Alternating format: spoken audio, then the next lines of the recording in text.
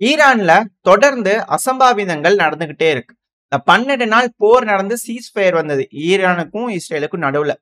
அதோட தொடக்கத்துல இது போல அசம்பாவிதங்கள் அதிகரிச்சது. டீகாபிட்டேஷன் ஸ்ட்ரைக், மிக முக்கியமான நபர்களை குறி வச்சு எலிமினேட் பண்றதுக்கான வேலைகள்ல மொசாட் ஏஜென்ட்ஸ் எல்லாம் இறங்கி இருக்காங்க இப்படிங்கிற செய்திகள் வந்தது. ஈரான் தரப்பு வளைச்சு பல நபர்களை பிடிச்சிருந்தாங்க.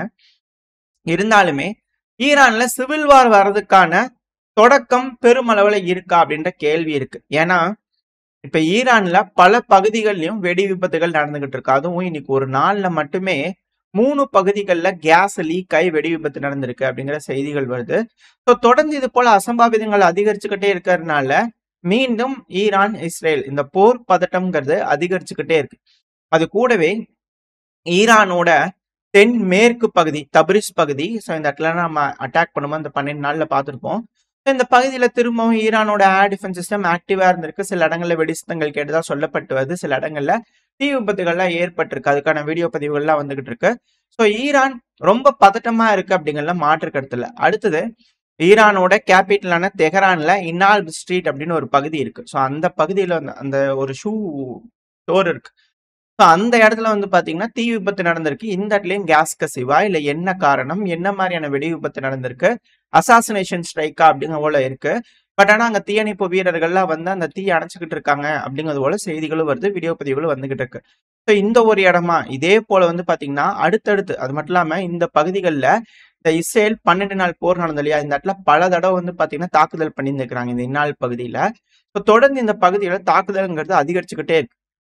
மேபி மிக முக்கியமான நபர்கள் அந்த பகுதிகளில் இருந்திருக்கலாம், அதுக்கான வாய்ப்புகள் இருக்கு. ஸோ அதை தெரிஞ்சுக்கிட்டு தாக்குதல் பண்றாங்களா இஸ்ரேல் அப்படிங்கிற கேள்வி வருது. ஆனா இஸ்ரேல் டைரக்டா பண்ணல.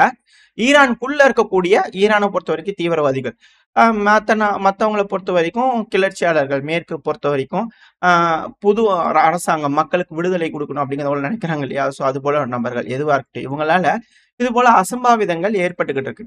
இது 1 தான் 2 தான் அப்படிங்கிறது இல்லை. இப்ப அடுத்தது பாத்தீங்கன்னா ஐஆர்சிஜியோட மிக முக்கியமான பகுதிகளுக்கு பக்கத்துல பாத்தீங்கன்னா கேஸ் லீக் ஆகி வெடிச்சிருக்கு. இது கராஜோட வடக்கு பகுதியில கராஜ்னு ஒரு பகுதி இருக்கு. அதோட வடக்கு பகுதியில அல்பிராஸ் ப்ராவின்ஸ், ஸோ இந்த பகுதியில பாத்தீங்கன்னா ஒரு வெடி விபத்து நடந்திருக்கு. இது ஈரானோட கேபிட்டல் இருக்கு இல்லையா, அதோட மேற்கு பகுதியில இருக்கக்கூடிய இடம். ஸோ இந்த இடத்துல பாத்தீங்கன்னா ஒரு வெடி விபத்து நடந்திருக்கு. இதுக்கு காரணமும் கேஸ் கசிவு அப்படிங்கிறத சொல்றாங்க. ஸோ எல்லாமே சிமிலரா வந்துட்டு இருக்கா. இப்ப அடுத்தது பாத்தீங்கன்னா 3வது எக்ஸ்ப்ளோஷன் இதே ஈரானோட தெஹரான் டிஸ்ட்ரிக்ட் இருக்கு இல்லையா, இதுல சிரியாத் அப்படின்னு ஒரு பகுதி இருக்கு. ஸோ இந்த இடத்துலயும் ஒரு எக்ஸ்ப்ளோஷன் நடந்திருக்கு. இதுக்கான காரணமும் கேஸ் கசிவு அப்படிங்கிறாங்க. இது எப்படி எல்லாமே தொடர்ந்து நடந்துகிட்டே இருக்கு, கேஸ் கசிவா இருக்கு அப்படிங்கிற இருக்கா. இது எல்லாத்துக்கும் மேல குவாம் பகுதி, இந்த பகுதியை நம்ம தொடர்ந்து ஈரான் பகுதியில பர்திசான் அப்படின்னு ஒரு பகுதி இருக்கு. ஸோ இந்த இடத்துல பாத்தீங்கன்னா ஒரு அபார்ட்மெண்ட், இந்த இடத்துலயும் கேஸ் கசிவுனால என்டையர் அபார்ட்மெண்ட்டே பாத்தீங்கன்னா தீ விபத்துக்கு உட்பட்டிருக்கு அப்படிங்கிற சொல்றாங்க. மிக பெரும் அளவுல சேதங்கள் ஈரான்ல ஏற்பட்டுக்கிட்டு இருக்கு. இதுக்கு பின்னாடி யாரு, எப்படி ஈரான் இதெல்லாம் பிரேக் டவுன் பண்ண போறாங்க அப்படிங்கிறத வெயிட் பண்ணி பார்க்கலாம். ஈரானை பொறுத்த வரைக்கும் இது போல பல விஷயங்களுக்கு நாங்க ரெடியா இருக்கோம். எங்களுக்கு தெரியும் இது போல பல விஷயங்கள்ட்டு என்னதான் சீஸ்ஃபயர் இருந்தாலுமே இது போல தொடர்ந்து அசம்பாவிதங்கள் நடக்கும்னு எங்களுக்கு தெரியும். நாங்க எல்லாத்துக்குமே ரெடி ஆயிட்டு இருக்கோம், ப்ரிப்பேர் ஆயிட்டு இருக்கோம் அப்படிங்கிறத அவங்க தரப்பு ஸ்டேட்மெண்ட் வருது. இப்போ இது கூட பரவாயில்ல, இந்த 12 நாள் போர் நடந்தது, அமெரிக்கா குண்டுகள் போட்டாங்க இல்லையா, என்னதான் மூடி மறைச்சு வச்சிருந்தாலுமே சில விஷயங்கள்லாம் வெளியே வந்துடும். இப்போ சைடில் ஒரு இமேஜ் லோட் ஆயிருக்கும். அல் உதைத் ஏர்பேஸ் இருக்கு இல்லையா, கத்தாரில் இருக்கக்கூடிய பேஸ், அமெரிக்காவோட பேஸ். ஸோ அந்த பேஸில் ரேடார் மேலே துல்லிய தாக்குதல் பண்ணதா ஈரான் தரப்பு கிளைம் பண்ணியிருந்தாங்க இல்லையா, அது எந்த அளவுக்கு கருகி இருக்கு அப்படிங்கிற இமேஜ் தான் இது. ஏன்னா இது போல விஷயங்கள்லாம் ஒரு டைமுக்கு மேலே வெளியே கொண்டு போட்டு தான் ஆகணும். உள்ளேயே என்ன குழி தோண்டி அண்டர் கிரவுண்ட்ல புதைச்சா வைப்பாங்க. ஸோ இது போல வந்தது அப்படின்னா சேதங்கள் பயங்கரமா இருக்கு அப்படிங்கிற விஷயங்கள் அப்படியே மெல்லமா வந்துகிட்டு இருக்கு. ஸோ ஈரானும் துல்லியமான தாக்குதல்கள் அமெரிக்காவோட ரேடார் மேலே அடிச்சுக்கிறாங்க அப்படிங்கிற மாற்று கருத்துல. இந்த ஒரு காரணத்தினா கூட ஆள விடுற சாமி அப்படின்னு ஹவுதிஸ் கிட்ட இருந்து பின்னங்கால் பெடல் அடிச்சு ஓடிட்டு இருந்தாங்க இல்லையா. ஸோ அதே போல ஈரான் கிட்ட இருந்து ஓடி போயிட்டாங்களா அமெரிக்கா அப்படின்ற கேள்விகள் வர ஆரம்பிச்சு. எது எப்படியோ இப்போ நம்ம இந்த ஈரான் இஸ்ரேல் இந்த ஏரியாவில் நடக்கக்கூடிய பிரச்சனைகள் பார்த்தோமா, இந்த மிடில் ஈஸ்ட்ல அப்படியே லெபனான் கிட்ட வந்துடலாம். லெபனான்ல இஸ்ரேலோட ட்ரோன் பிரசன்ஸுங்கிறது ஹெவியா இருந்திருக்கு இன்னைக்கு முழுவதுமே. அதுவும் லெபனானோட வடக்கு பகுதி, தெற்கு பகுதி ஏதோ ஒரு அசாசினேஷன் அட்டம்ப்ட்டுக்கு ட்ரை பண்ணி இருந்துக்கிறாங்க அப்படிங்கிறது மட்டும் புரிஞ்சுக்க முடியுது. இதுல லெபனானோட வடக்கு பகுதி, ஸோ அந்த இடத்துல மிக பெரும் அளவில் ஸ்ட்ரைக்ஸ் பண்ணி இருந்திருக்கிறாங்க. பெக்கா ரீஜன் லெபனானோட வடக்கு பகுதி. ஸோ இந்த இடத்துல பயங்கரமான ஸ்ட்ரைக்ஸ் நடந்திருக்கு. அதுக்கான வீடியோ பதிவுகள் வந்துட்டு இருக்கு. இது ஹிஸ்புல்லாவோட பொசிஷன்ஸ் அப்படிங்கிறதோட சொன்னாங்க. தன்னால லெபனானோட தெற்கு பகுதினாங்க. இப்ப லெபனானோட வடக்கு பகுதிங்கிறாங்க. இது எப்படியோ முழுவதும் இஸ்ரேலோட கட்டுப்பாட்டுக்குள்ள, ஆளுமைக்குள்ள வந்துருச்சு அப்படிங்கிற புரிஞ்சுக்கலாம். இப்ப அடுத்து அப்படியே சிரியாக்கு வந்துட்டோம் அப்படின்னா, இந்த மிடில் ஈஸ்ட்ல இருக்கக்கூடிய பதட்டங்கள். இந்த சிரியால வந்து பார்த்தீங்கன்னா, பயங்கரமான கிளாஷஸ் 2 கம்யூனிட்டிக்கு நடுவுல இருந்தது. இப்போ அந்த பெத்யோன் கம்யூனிட்டி இருக்கு இல்லையா? ஸோ அவங்களுக்கும் த்ரூஸ் கம்யூனிட்டிக்கு நடுவுல தான் சண்டை ஆரம்பிச்சது. இந்த பெத்யோன் கம்யூனிட்டிக்கு ஆதரவா வந்து பார்த்தீங்கன்னா, ஏடிஏ இது வந்து ஹெச்டிஎஸ் போட்ட ஒரு குட்டி. ஸோ இந்த ஒரு அமைப்பு வந்து பார்த்தீங்கன்னா, அவங்களுக்கு ஆதரவா மொபைலைஸ் பண்ணி திரட்டி இங்க வந்து த்ரூஸ் கம்யூனிட்டி அடிச்சிட்டு இருந்தாங்க. பயங்கரமான அட்டாக். சைடுலலாம் லோட் ஆயிருக்கும். அவங்களோட பிரசன்ஸ். டேங்க்கு, பீரங்கிகள், துப்பாக்கி ஏந்திய நபர்கள் எல்லாம் உள்ள வந்து த்ரூஸ் கம்யூனிட்டிய சித்திரவதை பண்ணியிருக்காங்க. இந்த வீடியோ பதிவுலாம் கண் கொண்டு பார்க்க முடியல. எப்படி கொல்றாங்க, இது போல வீடியோ பதிவுலாம் ரிலீஸ் பண்றாங்க. தீவிரவாதிகள் கிட்ட ஆட்சியை குடுத்தா அப்புறம் அப்படித்தான் இருக்கும். பட் இருந்தாலும் பரவால்ல. இப்ப வந்து அவங்க வேற ஏதோ ஒரு ரீசனுக்காக அப்படி செய்றாங்க. அது போல வீடியோ பதிவுலாம் வருது. அது நம்மளால கண் கொண்டு பார்க்க முடியல. அதனால அந்த வீடியோ பதிவு இல்ல. பட் ஆனா இது போல விஷயங்கள் நடந்துட்டு இருக்கு.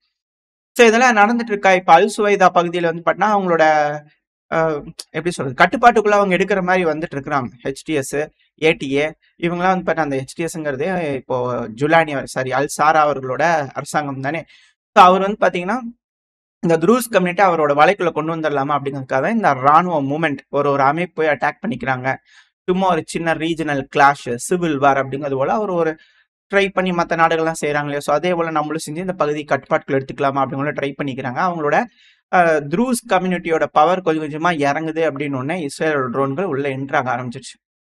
அதுவும் அல் குவாந்தாரா அப்படிங்கிற புறநகரங்கள் எப்படி சொல்றது? வில்லேஜ் சைடுன்னு வச்சுக்கோங்களேன். சிரியாவோட தெற்கு பகுதியில அதுவும் கோலன் ஹைட்ஸ்லேருந்து பயங்கரமான ட்ரோன்கள் பறந்திருக்கு. பல இடங்கள்ல தாக்குதல். ஏர் ஸ்ட்ரைக்கும் பண்ண ஆரம்பிச்சிருக்காங்க. சைடுல வீடியோ பதிவுகள் லோட் ஆயிருக்கும். இந்த ஹெச்டிஎஸ் போட்ட ஒரு குட்டி இருக்கு இல்லையா? ஏடிஏ அவங்க தானே வந்து அதிக அளவுல ராணுவத்தை சேர்த்து இந்த த்ரூஸ் கம்யூனிட்டிக்கு எகெயின்ஸ்டா அட்டாக் பண்ணிட்டு இருக்காங்க.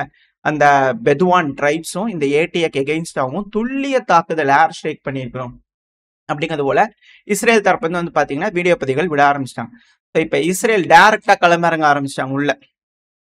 அது மட்டும் இல்லாம இஸ்ரேல் காட்ஸ் அவர்கள் இஸ்ரேலோட டிஃபென்ஸ் மினிஸ்டர் இருக்கிறாரு அவர் தரப்புல இருந்து இந்த அட்டாக்லாம் வந்து பாத்தீங்கன்னா அவங்களுக்கு ஒரு எப்படி சொல்றது தகவல் தான். தம்பிகளா கிளியரான வார்னிங் பாத்துக்குங்க. த்ரூஸ் கம்யூனிட்டி ஏதாவது இதுக்கு மேல ஏதாவது தொந்தரவு பண்ணலாம்னு நினைச்சீங்கன்னா நாங்க பார்த்துட்டு சும்மா இருக்க மாட்டோம். குறிச்சு மேய்ஞ்சிரும் அப்படிங்கிற பண்ண இவர் தரப்புல இருந்து ஸ்டேட்மெண்ட்ஸ்லாம் போக ஆரம்பிச்சிருக்குது. போக ஆரம்பிச்சோடனே இந்த த்ரூஸ் கம்யூனிட்டி வந்து பண்ணா பயங்கரமா ப்ரிப்பேர் ஆக ஆரம்பிச்சிட்டாங்க. லார்ஜ் ஸ்கேல்ல வந்து பார்த்தீங்கன்னா மக்களை ஒரு பகுதியிலேருந்து இந்த சுபைதா பகுதி இந்த பகுதியில் இருக்குல்லையா ஸோ அங்கெல்லாம் இருந்து அதிகப்படியான சிவிலியன்ஸை வந்து பார்த்தீங்கன்னா கிழக்கு பகுதியை நோக்கி வந்து பண்ணா சுவைதா பகுதியோட கிழக்கு பகுதி இந்த வில்லேஜ் எல்லாம் இருக்குங்க. ஸோ அந்த ஏரியாவை நோக்கி வந்து பார்த்தீங்கன்னா கூட்டிட்டு போக ஆரம்பிச்சாங்க. ஏன்னா அங்க இருக்கிற மக்கள்லாம் பயந்து போயிடுவாங்க இல்லையா? ஸோ அது போல போக ஆரம்பிச்சிருக்காங்க. இப்போ அது போல போகும்போது அந்த இடம் வந்து பாத்தீங்கன்னா தாக்குதலோட வீரியம் அதிகரிச்சிருக்கு. இருதரப்புலயும் வந்து பாத்தீங்கன்னா கைகலப்புகள் அதிக ஆரம்பிச்சிருக்கு.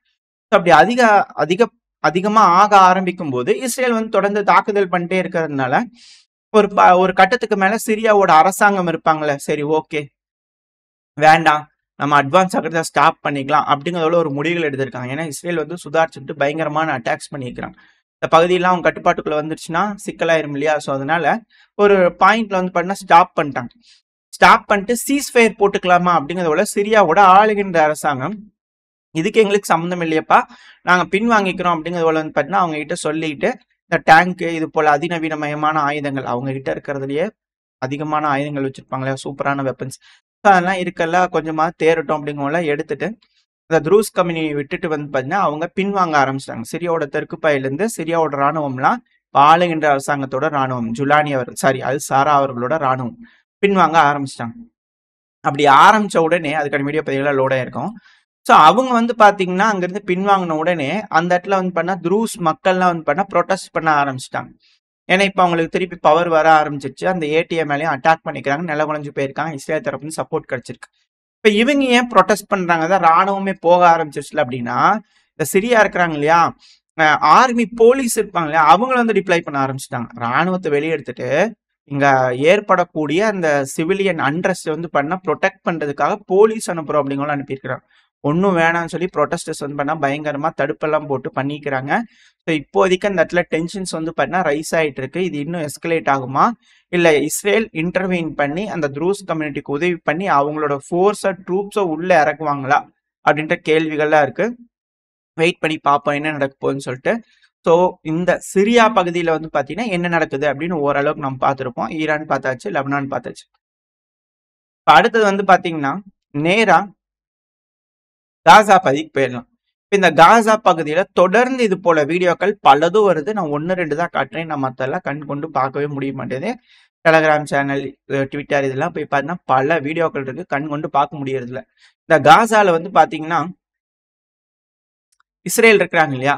அவங்க தொடர்ந்து இந்த காசா எய்ட் டிஸ்ட்ரிபியூஷன் பகுதியில பொதுமக்கள் வந்து பார்த்தீங்கன்னா, ஆயுதம் இல்லாத நபர்கள் அங்க வாங்க வந்திருப்பாங்க இல்லையா? ஸோ அவங்கள உட்கார வச்சுட்டு அது பகுதியில சுடுறது, இது போல வேலைகளை தொடர்ந்து செஞ்சுக்கிட்டு இருக்காங்க. உயிரிழப்புகள் அதிகரிச்சுக்கிட்டே இருக்கு அப்படிங்கிற குற்றச்சாட்டுகள் தொடர்ந்து வந்துகிட்டே இருக்கு. இப்போ கடந்த 24 மணி நேரத்துல மட்டுமே 93 நபர்கள் கிட்ட இறந்திருக்கலாம். 5 நபர்கள் வந்து பாத்தீங்கன்னா இடிபாடுகள் கீழ இருந்து ரெக்கவர் பண்ணியிருக்கிறாங்க. 278 பேர் வந்து காயமடைஞ்சிருக்காங்க அப்படிங்கிறத காசாவோட ஹெல்த் மினிஸ்ட்ரி தரப்புல இருந்து வந்து பாத்தீங்கன்னா செய்திகள் வந்துகிட்டு இருக்கு. ஸோ பெரும் சேதம் அப்படிங்கிறது வந்து பாத்தீங்கன்னா காசாக்குள்ள நடந்துகிட்டே இருக்கு. உயிரிழப்புகள் இருக்கு. இப்ப இப்படி இருக்கும்போது ஒரு இடத்துல இருந்து வடக்கு பகுதி காசால இருந்து அவங்களை தெற்கு பகுதி ரஃபா பகுதி வரை கூட்டிட்டு வராங்கன்னா எப்படி அப்படின்ற கேள்விகள் இருக்கு. வெயிட் பண்ணி பார்ப்போம் என்ன மாதிரியான வழிமுறைகளை இஸ்ரேல் தரப்பு வந்து ஃபாலோ பண்ண போறாங்க அப்படிங்கிறது போல. அடுத்தது ஈராக் பகுதிக்கு வந்துடலாம். இந்த ஈராக்ல வந்து பாத்தீங்கன்னா இந்த ஏரியாலாம் வந்து பாத்தீங்கன்னா அவங்களுக்கு முக்கியம். சிரியாவா இருக்கட்டும், ஈராக்கா இருக்கட்டும், ஏதாச்சும் ஒண்ணு கையிருப்பா அவங்க கட்டுப்பாட்டுக்குள்ள இருந்தாதான் அவங்களுக்கு வேணுங்கிறத அவங்களால ஃபுல்ஃபில் பண்ண முடியும்.